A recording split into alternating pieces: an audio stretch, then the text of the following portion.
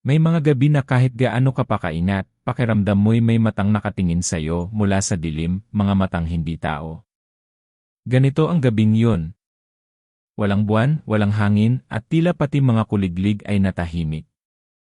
Sa gitna ng katahimikan, may maririnig kang mahina pero malinaw na tik-tik mula sa malayo, tunog na parabang papalapit ng papalapit.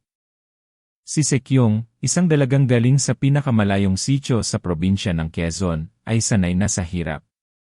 Bata pa lang, ulila na siya sa magulang. Lumaki siya sa pangangalaga ng kanyang tiyahin na mas kilala sa baryo bilang masungit at maramot.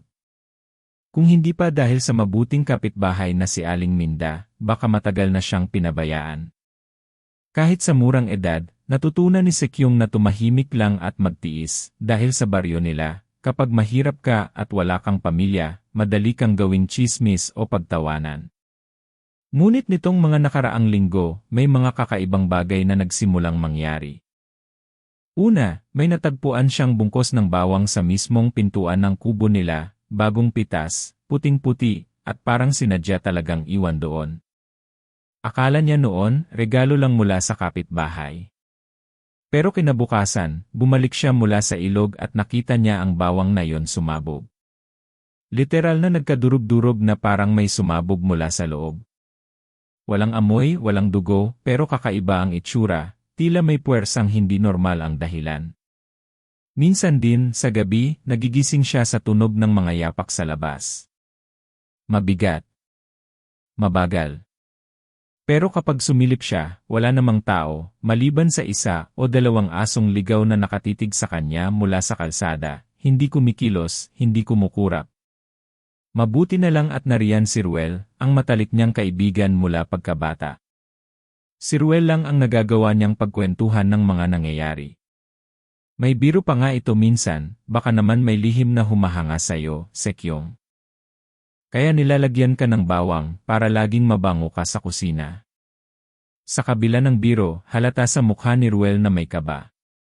Lalo na noong isang gabi, habang magkasama silang naglalakad pauwi mula sa tindahan, napansin nilang may matandang babae sa gilid ng kalsada, nakayuko, tila may kinakalkal sa lupa. Nang lumapit sila para tulungan, bigla na lang itong tumingin at ang mata, dilaw. Hindi kulay tao. Simula noon, parang dumoble ang bigat ng hangin sa paligid ni Sekyong. Ang mga kapitbahay ay nagsimulang umiwas sa kanya, may mga bulong-bulungan na baka raw may sumusundo na sa kanya. Kahit sa palengke, ramdam niya ang mga tingin at iwas ng mga tao. Si Aling Minda, ang tanging tumulong sa kanya noon, ay bigla na lang hindi na pumupunta sa bahay. Para bang may takot na kahit siya, hindi maipaliwanag.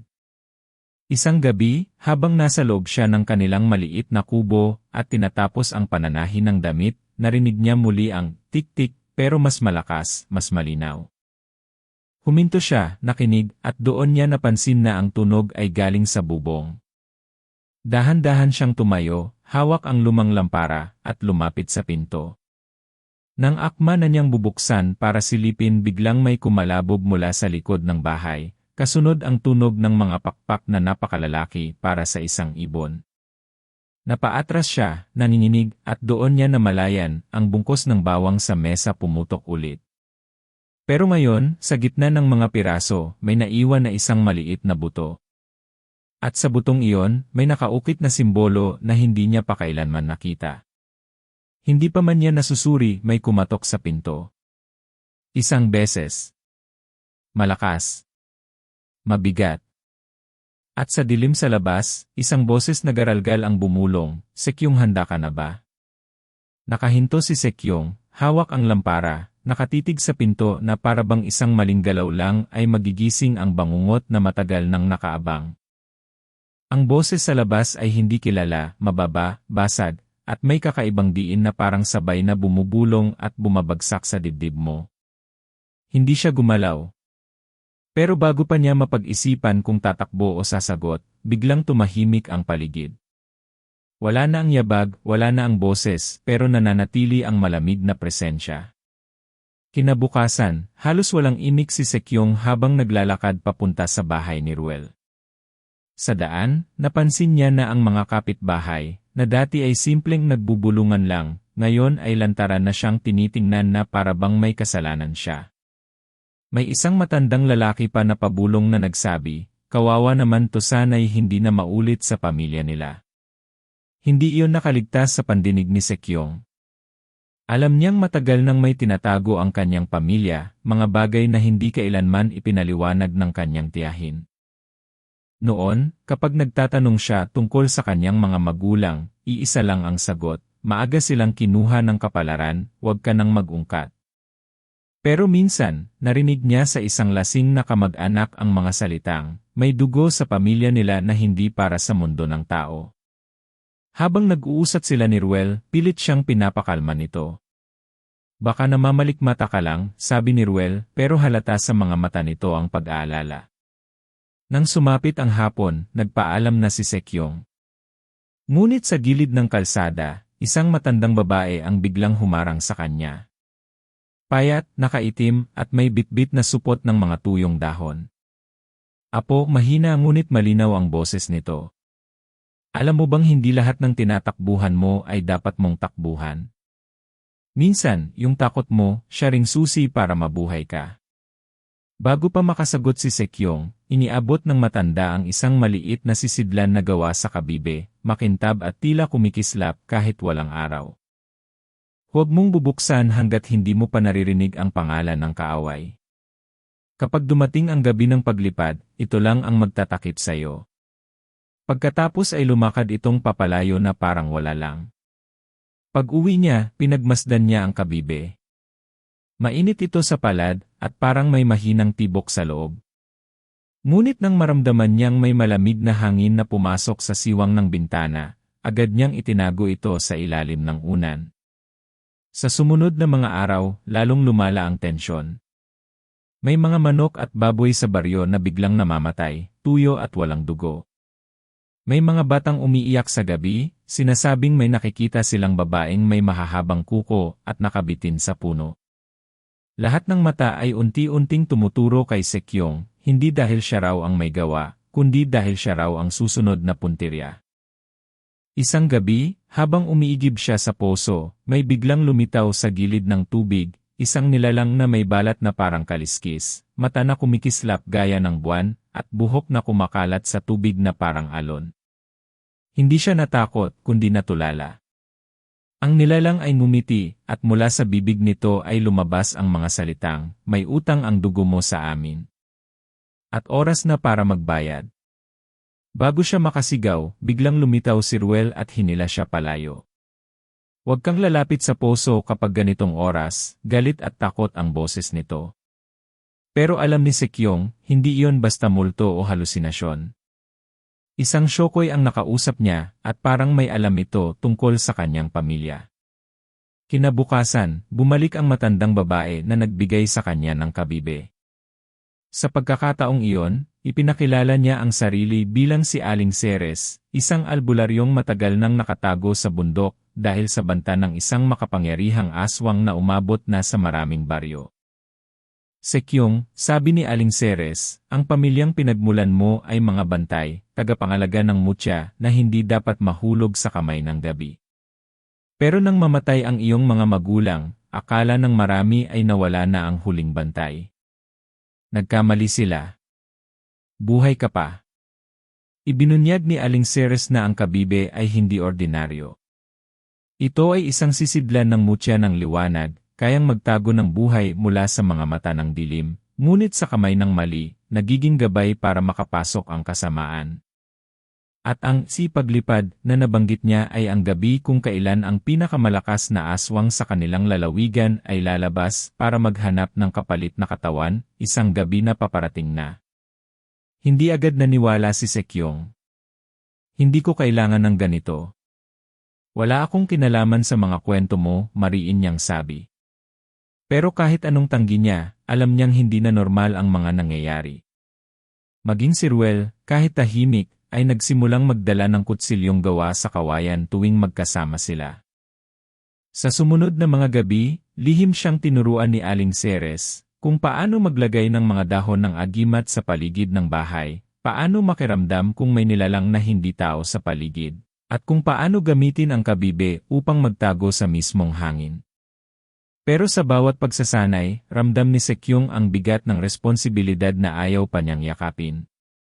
Hindi ako bayani, bulong niya sa sarili. Gusto ko lang ng tahimik na buhay. Ngunit isang hapon, habang pauwi siya mula sa pagtulong sa palengke, napansin niyang walang tao sa kalsada, parang iniwan ang buong baryo. Hanggang sa makarinig siya ng mahinang iyak mula sa isang kubo. Lumapit siya at nakita ang isang bata, nanginginig at nakatingin sa kisam. Sinundan niya ang tingin nito at doon, sa dilim ng bubong, may pares ng mga matang nagliliwanag na pula. Bago pa siya makagalaw, bumagsak mula sa itaas ang isang nilalang, hindi tao, hindi hayop. Mahaba ang mga kuko, nanlilisik ang mata, at may ngiti na parang matagal nang naghihintay. Ikaw ang huling bantay, bulong nito. At ngayong gabi, wala nang magtatago sa'yo. Ngunit bago siya masunggaban, biglang kumislap ang kabibe sa kanyang bulsa, sumiklab ng liwanag na pumuno sa buong silid. Napaatras ang nilalang, umuumbol sa sakit, at sa isang iglap, nawala na ito, parang natunaw sa hangin. Hawak pa rin ni Sekyung ang kabibe, nanginginig. Sa liwanag nito, malinaw niyang nakita, may nakaukit na bagong simbolo sa ibabaw, na tila nagsasabing nagsimula na ang laban. Magdamag halos hindi nakatulog si Sekyung. Nakatitig lang siya sa kabibe na mahigpit niyang hawak, parang kapag binitiwan niya ay tuluyan na siyang magiging bulag sa mundo na pinasok niya. Sa bawat pagpatay-sindi ng lampara, naiisip niya ang mukha ng nilalang na bumaba mula sa bubong, ang mga matang pula, ang ngiting walang kaluluwa. Pero mas mabigat pa rin sa dibdib niya ang isang tanong, bakit siya? Bakit hindi ang tiyahin, o kahit sino sa baryo? Sa gitna ng katahimikan, sumulpot ang isang alaala na pilit niyang iniiwasan. Ang gabing namatay ang kanyang mga magulang. Wala siyang malinaw na larawan ng pangyayari, pero naaalala niya ang amoy ng nasusunog na kahoy, ang sigaw ng kanyang ina na tila tinatawag siya mula sa malayo, at ang malamig na kamay na humila sa kanya papalayo sa apoy. Hindi iyon kamay ng kanyang tiyahin, masyado itong mahaba, parang mga daliri ng hindi tao. Simula noon, palagi niyang iniisip kung niligtas ba siya o kinuha siya para sa ibang layunin. Kinabukasan, pinilit niyang magpatuloy sa normal na gawain, tumulong sa palengke, nag-igib ng tubig, naglinis ng kubo, pero kahit saan siya magpunta, ramdam niya ang mga matang nakasunod sa kanya. May mga bata na dati nakikipaglaro sa kanya na ngayon ay nagtatago sa likod ng mga ina. May mga kaluskos sa damuhan na wala namang tao. At minsan, sa gilid ng kanyang paningin, may nakikita siyang aninong mas mahaba kaysa sa dapat para sa isang tao. Nang gabing iyon, bumisita si Ruel. May dalang tinapay at kape, at nagkunwaring walang kakaiba. Hindi ka kumakain ng maayos, sabi niya. Kahit anong laban, kailangan mo ng lakas. Ngumiti si Sekyung, pero hindi umabot sa mga mata ang ngiting iyon. Alam niyang pinipilit lang siya ni Ruel na huwag masyadong mag-isip. Pero sa ilalim ng lahat ng iyon, ramdam niyang may tinatago rin ito.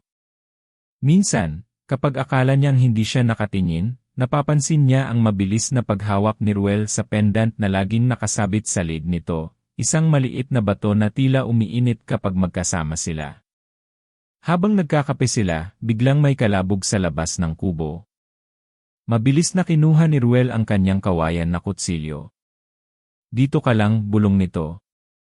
Sumilip siya sa siwang ng pinto, pero wala siyang nakita maliban sa dalawang malalaking ibon na nakatingin sa kanila mula sa punong kahoy.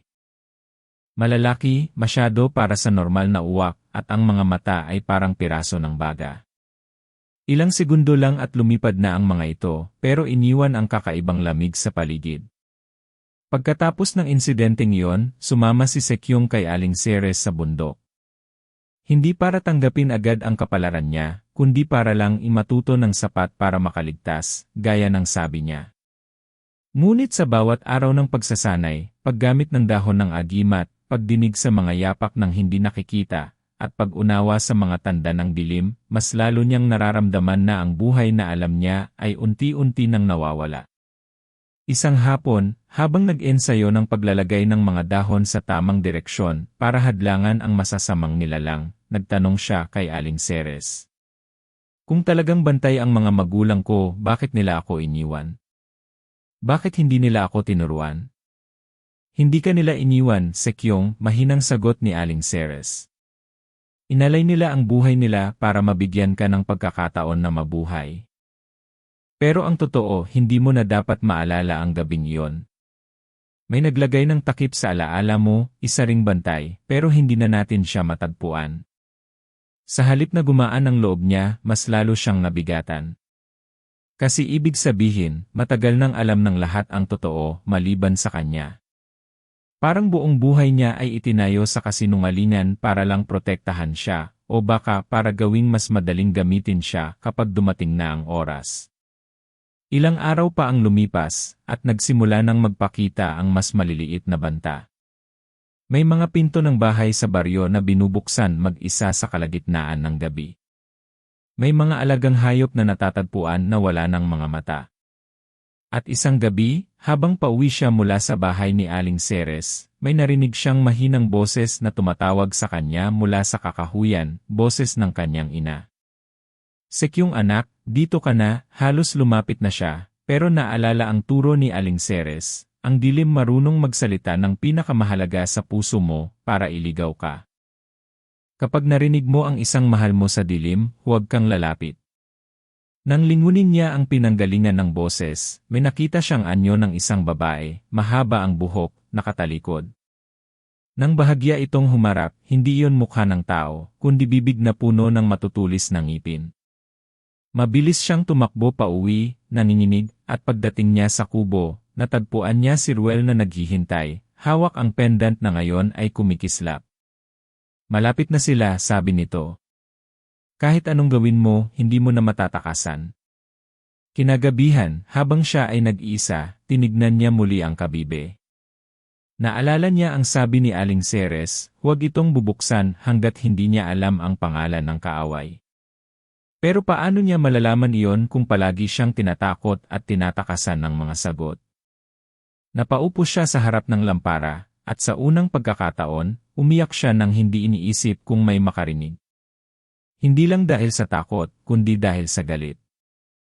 Galit sa mga magulang niyang hindi na niya naintindihan, galit sa mga taong nagsinungaling sa kanya, at galit sa sarili niyang puso na, sa kabila ng lahat, ay gusto pa ring tumakbo palayo sa laban. Pero habang pinapahid niya ang luha, may narinig siyang kakaibang tunog mula sa ilalim ng kanyang kama, isang mahinang pagpitik, parang pusa na kumakaskas sa kahoy. Dahan-dahan siyang yumuko at sinilip. Doon niya nakita ang isang maliit na kahon na hindi kanya. Bukas ito ng kaunti, at mula sa loob, kumikislap ang liwanag na katulad ng kabibe, pero mas mapula. Bago niya mahawakan, biglang tumigil ang liwanag.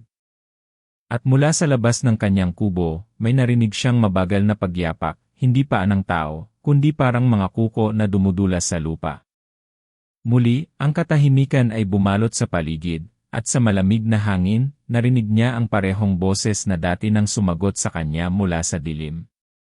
Sekyong oras mo na.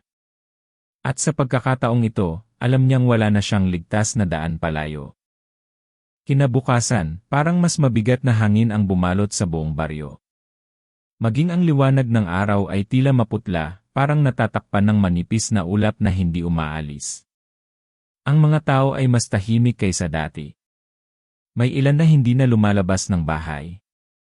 At sa bawat kanto, naririnig ni Sekyong ang parehong bulungan, may paparating. Habang nag-igib siya sa poso, napansin niya ang kakaibang kulay ng tubig.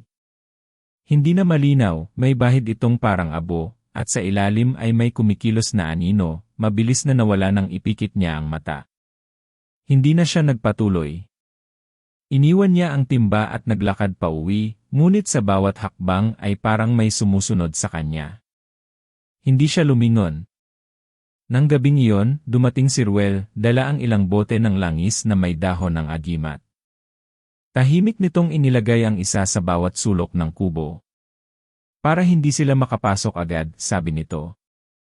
Wala nang biro sa boses niya ngayon, seryoso, mabigat, parang bawat salita ay tinimbang bago lumabas. Sekyong, alam kong ayaw mo pa ring tanggapin. Pero ngayong gabi, kailangan nating maghanda. Malapit na ang gabi ng paglipad. Tahimik lang si Sekyong, nakaupo sa tabi ng lampara, hawak ang kabibe. Hindi ako sigurado kung kaya ko, mahinang sagot niya. Bakit ako? Ang dami naman sigurong mas malakas, mas handa, dahil ikaw lang ang may dugo ng bantay, putol ni Ruel. At ikaw lang ang makakabukas ng mutya. Napayo ko siya. Alam niyang totoo iyon, pero sa puso niya, may sugat pa ring hindi maghilom. Hindi lang takot, kundi galit at pagkadismaya sa kapalarang ipinilit sa kanya. Biglang may malakas na hampas ng hangin mula sa labas. Sabay silang napatingin sa bintana. Sa malayo, sa gilid ng kakahuyan, may nakatayong isang anino, mahaba, payat, at ang ulo ay nakatagilid na parang pinagmamasdan sila. Hindi ito gumalaw kahit umaalon ang mga dahon sa paligid. Hanggang sa dahan-dahan itong naglaho, parang sumama sa hangin. Kinabukasan, pumunta sila kay Aling Ceres. Ang matanda ay abala sa paghahanda ng mga anting-anting, usok ng insenso, at mga bote ng langis. Hindi na natin mapipigilan ang gabing iyon, sabi niya habang patuloy sa pag-ayos ng mga dahon. Pero pwede tayong maghanda para hindi sila makuha ang gusto nila. Tinuruan sila kung paano gumamit ng kabibe kasama ang mutya, kung paano nito maitatago ang kanilang presensya sa loob ng ilang minuto, sapat para makatakas o matake. Ngunit malinaw ang babala. Kapag mali ang paggamit, pwedeng magsilbing gabay ang liwanag nito para madali silang matagpuan. Habang nakikinig si Sekyong, ramdam niyang nanginginig ang mga kamay niya. Hindi lang dahil sa takot sa mga nilalang, kundi dahil alam niyang oras na lang ang natitira bago siya mapilitan na harapin ang lahat. Sa daan pa uwi, tahimik silang naglakad ni Ruel. Nang madaanan nila ang bahay ng isang kapitbahay, napansin nilang bukas ang pinto. Walang tao sa paligid. Dahan-dahan silang pumasok, at doon nila nakita ang mesa na puno ng pagkain, hindi nagalaw, pero ang mga upuan ay nakatihaya, parang may nagpumilit na umalis agad. Sa gitna ng sahig, may marka, parang bakas ng paa, pero may tatlong matutulis na kuko sa dulo. Mabilis silang umalis, pero mula sa bubungan, narinig nila ang mahina, ngunit malinaw na, tik-tik, tulad ng dati. Pero ngayon mas mabilis ang ritmo, parang sabik na. Hindi na sila lumingon at nagmadali silang umuwi. Pagdating sa kubo, agad nilang isinara ang lahat ng pinto at bintana. Pinatay nila ang lampara para hindi mahalata mula sa labas. Sa dilim, naririnig nila ang mga kaluskos sa paligid, parang may naglalakad sa bubong, bumababa sa gilid ng dingding, umaakyat ulit. Minsan may kumakaskas sa sahig sa labas, at may mga ungol na mababa, halos parang hayop.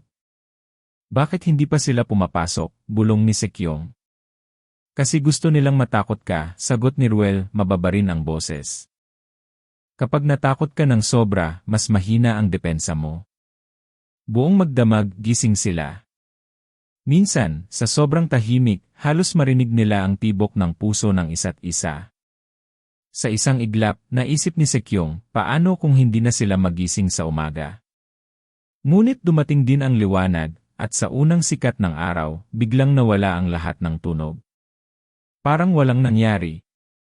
Lumabas sila at nakita ang paligid na tila normal, maliban sa isang bagay, sa puno sa tapat ng kubo, may nakasabit na isang piraso ng damit.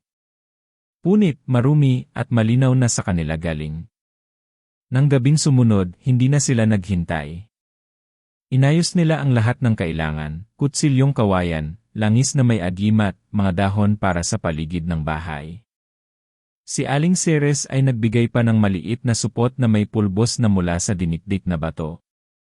Ihagis niyo ito kapag nasa malapit na siya. Pero tandaan, iisa lang ang gamit niyan. Habang inaayos ang lahat, si Sekyong ay halos hindi makapagsalita. Iniisip niya ang sinabi ng Shokoy noon, may utang ang dugo mo sa amin. Ano kaya ang ibig sabihin? At paano kung totoo na siya ang huling bantay, at kung mabigo siya, hindi lang siya ang mawawala, kundi pati ang mga taong mahal niya. Gabi na naman.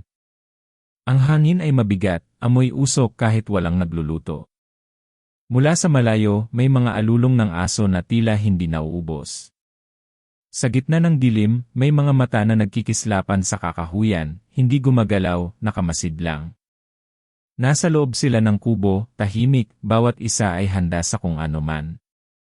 Sa labas, unti-unting naririnig ang tik-tik, minsan mabilis, minsan mabagal, pero palapit ng palapit.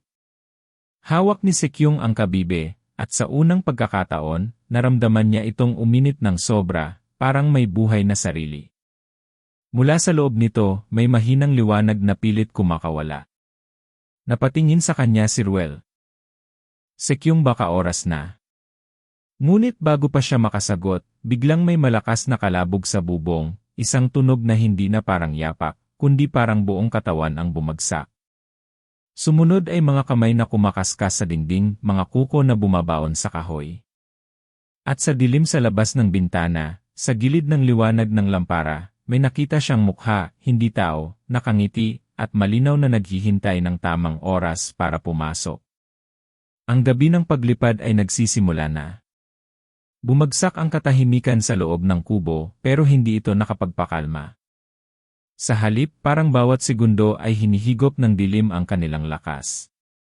Nakapako ang mga mata ni Sekyung sa mukha sa labas ng bintana, nakangiti, walang puti sa mata, at ang balat ay parang tuyong balat ng puno.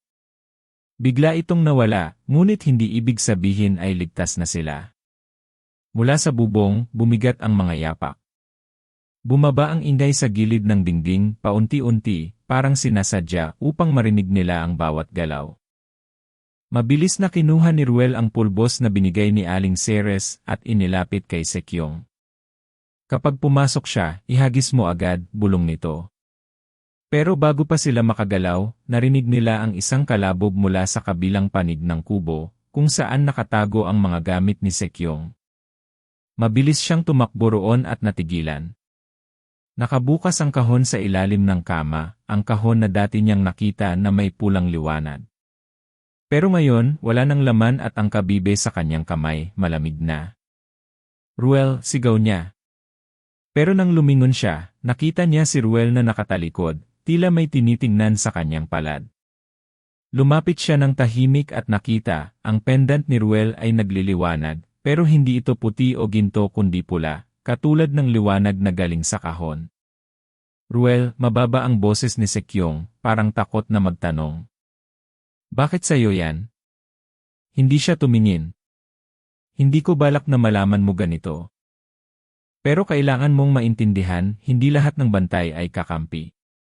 Parang tinusok ng yelo ang dibdib ni Sekyung. Anong ibig mong sabihin? Huminga ng malalim si Ruel, pero hindi siya sinagot agad. Sa halip, itinuro niya ang kabibe. Ang hawak mo, hindi yan ang tanging mutya. May isa pang bahagi, at hawak ko iyon mula pa noon. Pinasa sa akin ng isang taong ayaw mong malaman. Bago pa makapag-usisa si Sekyung, biglang yumanig ang buong kubo. Tumilapon ang mga bote ng langis, nagkalat ang mga dahon. Mula sa labas, may halakhak na mababa, parang galing sa ilalim ng lupa. Sumabog ang bintana, at pumasok ang malamig na hangin na may kasamang amoy na parang nabubulok na karne. Sa gitna ng kaguluhan, nakita niya ang isang anino na dumaan sa paligid ng apoy, hindi ito ang nilalang na nakita niya dati. Mas malaki, mas mabigat ang presensya, at sa bawat hakbang, parang umuuga ang lupa. Sino yan? Bulong ni Sekyung, pilit na pinipigil ang takot.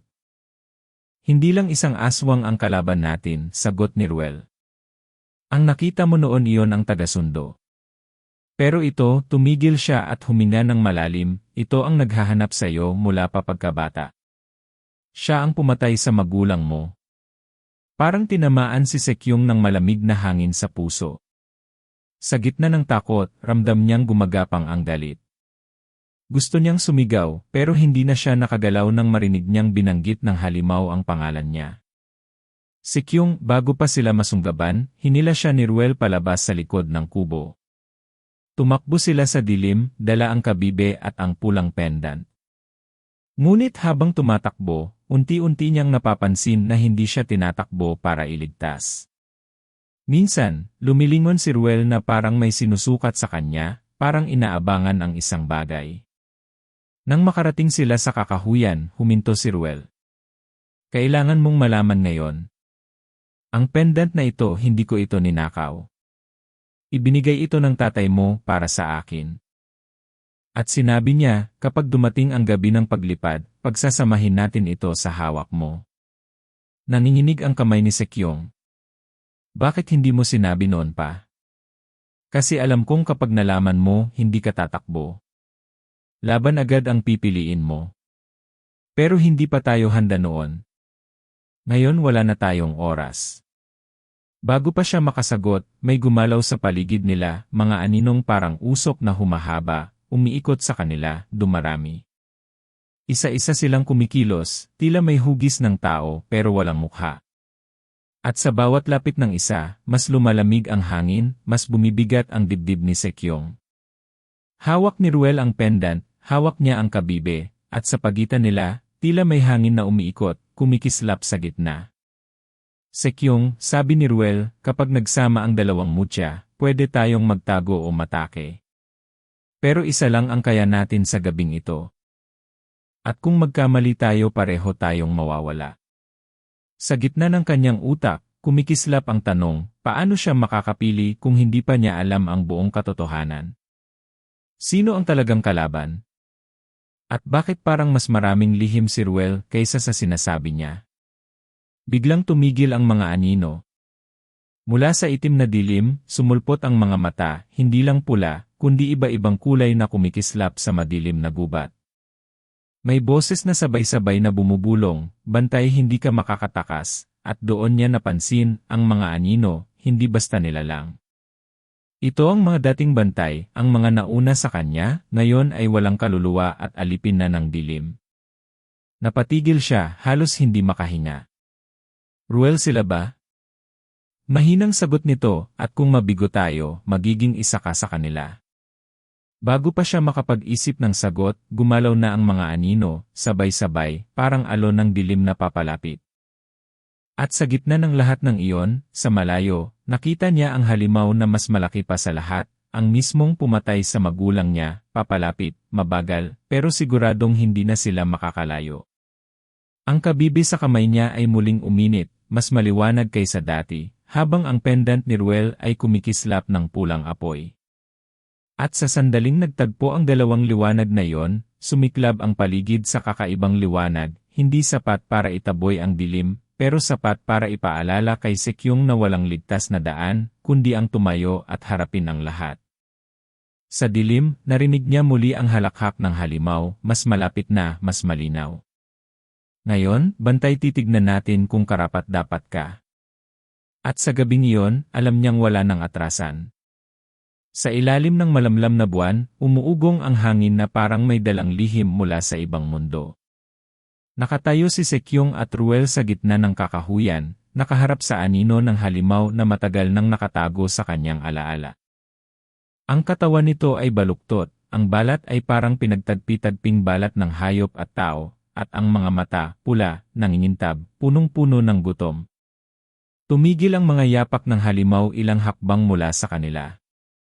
Sa likod nito, gumagalaw ang mga anino ng dating mga bantay, nakapalibot, tila handa ng sumalakay sa utos ng kanilang Panginoon.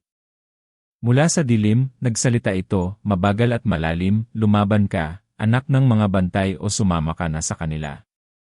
Mahigpit ang kapit ni Sekyong sa kabibe. Ramdam niya ang pintig nito, parang may buhay sa loob na gustong kumawala. Nilingon niya si Ruel, at sa mga mata nito, nakita niya ang parehong takot at determinasyon. Sekyong, sabi ni Ruel, kapag pinagsama natin ito ngayon, wala nang balikan. Ano man ang mangyari, kailangan mong maging handa. Huminga siya ng malalim, pero bago niya maipwesto ang kabibe at pendant, mabilis na kumilos ang halimaw. Sa isang iglap, nasa harapan na ito ni Ruel, at sa lakas ng hampas, tumilapon siya sa lupa, nabitawan ang pendant. Ruel, sigaw ni Sekyong, pero wala ng oras para lapitan siya, dahil ang halimaw ay tumutok na ng tingin sa kanya. Sa bawat hakbang nito, bumabalik ang alaala ng gabing nawala ang kanyang mga magulang. Nakikita niya ang apoy, ang usok, ang malamig na kamay na humila sa kanya palayo, at ngayon, napagtanto niya hindi kamay ng kaaway iyon. Kamay iyon ng kanyang ama, pilit siyang inilalayo para mabuhay. Ang halimaw na kaharap niya ngayon ang pumatay sa kanila. Gumapang ang galit sa kanyang dibdib, pinapalitan ng takot. Nang bumagsak ang mga anino para sakupin siya, itinapat niya ang kabibe sa kanila. Kumislap ito ng matinding liwanag, saglit na nagpatigil sa kanilang paglapit. Pero sa kabila ng liwanag, patuloy ang halimaw sa paglusob. Mula sa lupa, sumigaw si Ruel, ngayon na, Sekyong. Sinubukan niyang abutin ang pendant, pero bago niya magawa, isang anino ang sumugod sa kanya. Hindi nagdalawang isip si Ruel, itinulak niya ito palayo, gamit ang kawayan na kutsilyo, pero sa proseso, tinamaan siya ng matalim na kuko sa braso. Sa gitna ng kaguluhan, lumapit si Sekyong kay Ruel. Kaya mo bang, wag mo akong intindihin, putol nito, inabot ang pendant sa kanya. Tapusin mo na to. Nang magtagpo ang kabibe at pendant sa kanyang kamay, isang nakakabulag na liwanag ang sumabog mula sa pagitan ng mga daliri niya. Tumigil ang lahat ng anino, napaatras ang halimaw, ngunit hindi ito umalis. Sa halip, umisi ito at nagsimulang umikot, parang sinusubukang maghanap ng puwang sa depensa ni Sekyong. Sa bawat paglapit ng halimaw, nararamdaman niyang humihigop ng lakas ang mutya. Para bang may kapalit ang bawat segundo ng paggamit nito, at sa isang iglap, naunawaan niya. Ang mutya ay hindi lang sandata. Isa rin itong ugnayan sa buhay ng bantay. Mas matagal niya itong gamitin, mas mabilis siyang mawawala. Pero wala ng oras. Sumugod ang halimaw, at sa unang pagkakataon, hindi siya umatras. Inilapit niya ang mutya, at sa pagsiklab ng liwanag, tinamaan ang halimaw sa dibdib. Umungol ito sa sakit, umatras, pero hindi bumagsak. Mas lalo lang itong nagalit, at mula sa likod nito, sumugod ang lahat ng anino. Isa-isa silang sumalubong sa kanya, at bawat hampas ng liwanag ay nagpapawala sa isa, ngunit bawat hampas din ay nagpapahina sa kanya. Hanggang sa isang anino ang nakalusot at tumama sa kanyang balikat, naiwan ang hapdi na parang sinusunog ng yelo. Sekyong, sigaw ni Ruel, pilit na tumatayo kahit duguan. Tumakbo siya para tulungan ito, ngunit humarang ang dalawang anino, pinipigilan siyang makalapit. Nakita niya sa mata ni Ruel ang pagkadesperado. Kaya mo to. Huwag kang titigil. Humigop siya ng hangin at tinutok muli ang liwanag sa halimaw. Sa pagkakataong ito, ginamit niya ang lahat ng natitira niyang lakas. Sa sobrang tindi ng liwanag, natunaw ang mga anino sa paligid, at ang halimaw ay napaatras ng ilang hakbang. Pero bago siya tuluyang tamaan ng huling sipa ng liwanag, ngumiti ito, isang ngiting hindi talo.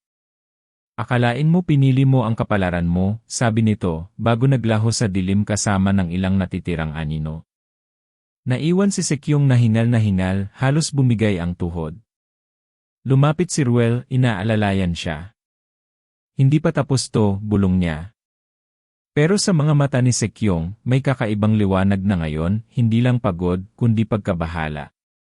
Sa huling sandali bago maglaho ang halimaw, nakita niya ang isang piraso ng liwanag mula sa mutya na tila sinipsip nito, iniwan ang pakiramdam na may bahagi ng kapangyarihan nilang nawala. At nang ibaba niya ang kabibe, napansin niyang may bago itong marka, isang bilog na hati sa gitna, kalahati puti, kalahati pula. At sa ilalim nito, isang mahina ngunit malinaw na bulong mula sa loob ng kabibe, hindi siya nag-iisa. Ramdam ni Sekyong na ang gabing iyon ay hindi huling laban, kundi simula lang ng mas malaking digmaan na paparating. Sa mga sumunod na araw matapos ang labang iyon, parang nabura ang sigla ng baryo. Tahimik ang mga kalsada, bihira na ang mga tao sa labas, at kahit ang mga bata na dating masigla ay bihira nang makita. Parang may nakabitin na ulap sa buong lugar, hindi lang takot, kundi pagod na rin sa paulit-ulit na pangambang dala ng mga aninong iyon. Si Sekyong, kahit sugatan, ay sinikap tumulong sa mga kapitbahay. Tinahi niya ang mga nasirang bubong ng matatanda, nagdala ng pagkain sa mga naiwang mag-isa, at palaging nakabantay tuwing gabi. Ngunit ramdam niya, kahit papaano, may distansya na sa pagitan nila at ng ibang tao. Hindi dahil sa ayaw siyang tulungan, kundi dahil alam nilang siya ang dahilan kung bakit lumapit ang dilim sa baryo. Si Ruel naman ay halos di makagalaw ng ilang araw, tinamaan ng sugat na iniwan ng anino. May mga gabi na ginising siya ng malalalim na hinga ni Ruel, pawisan, parang may masamang panaginip. Sekyong, bulong nito minsan, parang may naiwan sa loob ko. Hindi ko alam kung anino ba o alaala lang. Tinakpan niya ang kamay nito at sinabing, wala nang makakakuha sa'yo. Hindi habang nandito ako. Pero sa loob niya may alinlangan. Bumalik din ang diwata na tumulong sa kanya noon. Lumitaw ito sa tabi ng ilog kung saan sila unang nagtagpo. Matapang ka, Sekyong, sabi nito. Ngunit alam mo ring hindi ito ang wakas. Ang halimaw ay bumalik sa pugad nito at dala ang kapiraso ng kapangyarihan ng mutya. Ipinakita ng diwata ang kabibe na iniwan niya sa bahay, kumukupas na ang liwanag nito, at ang markang pula at puti ay mas malinaw na ngayon. Kapag tuluyan itong nawala, mawawala rin ang pananggalang ng baryo. Kailangang ihanda mo ang sarili mo. Bumigat ang dibdib ni Sekyong.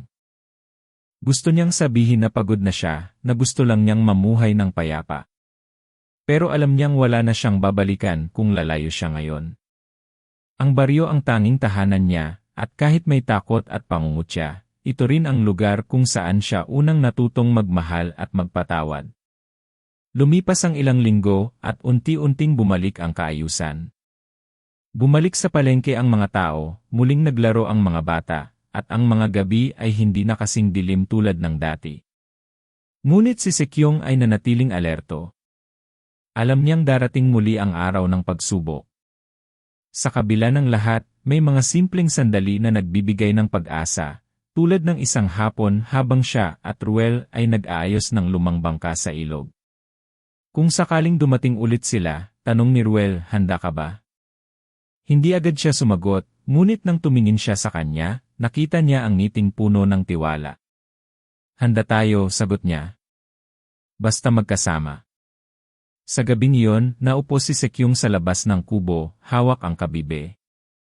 Iniisip niya ang mga magulang niyang hindi niya na muling nakita, ang tiyahing matagal nang lumayo, at ang lahat ng taong nawala dahil sa dilim.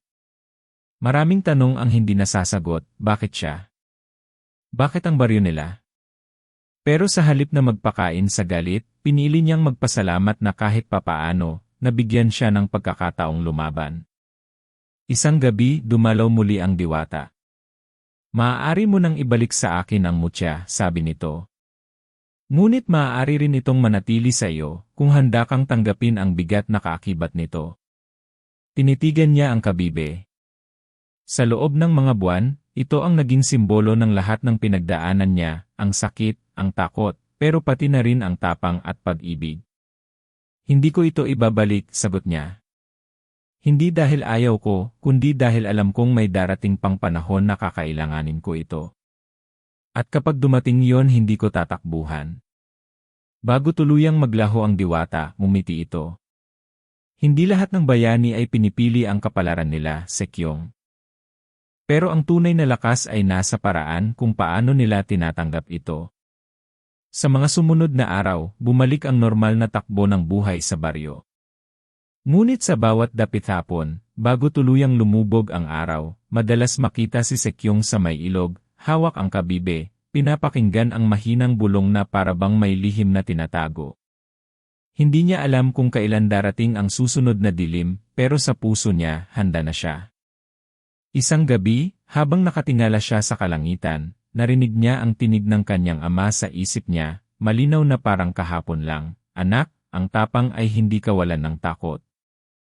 Ang tapang ay ang pagpili na lumaban kahit takot ka. At sa katahimikan ng gabi, napangiti si Sekyong.